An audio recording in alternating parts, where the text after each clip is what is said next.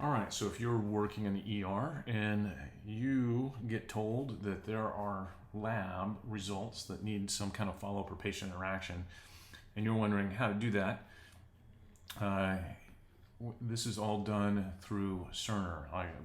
In the old days, sometimes they would print off a piece of paper and you'd review it and have to look up the chart and all this. This is a little bit more streamlined way of doing it.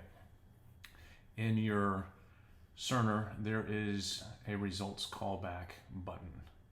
If you click that, it will bring up all the results that are out that need evaluation. You can limit this. So if you're just at Mesa, for example,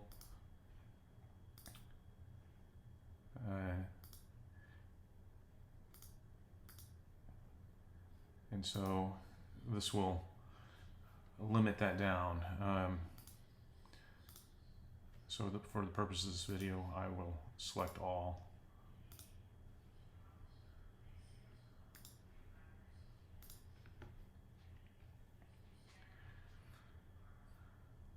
So you can see across the system, these are all the results that need some kind of follow-up. Let me deal with one real quick so you can see how this works. So right here, malaria PCR not detected.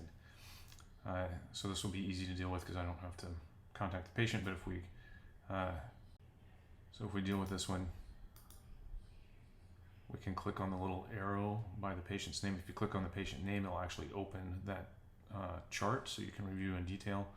You can click on the little arrow here and it brings up the details of the lab that needs follow-up. Say, for example, this was positive and we needed to contact the patient. It's got phone numbers here that's immediately available. It'll have the PCP if they have one. You can notice over here on the right, if there were meds given, what those meds were in both in the emergency department and in the outpatient setting. So if you're wondering, do they need therapy, it'll be all right here. And typically with culture results, you'll even have sensitivity. So if it's resistant to Bactrim, but they were sent home on Bactrim, you'll have that information immediately available. So for this one, you could say any patient contacted or left a message, and or you could put some notes in the comment line, like if you called in a prescription or did anything. All this is recorded. For this one specifically, since this is not detected, we could just say no further action required, and you can sign it.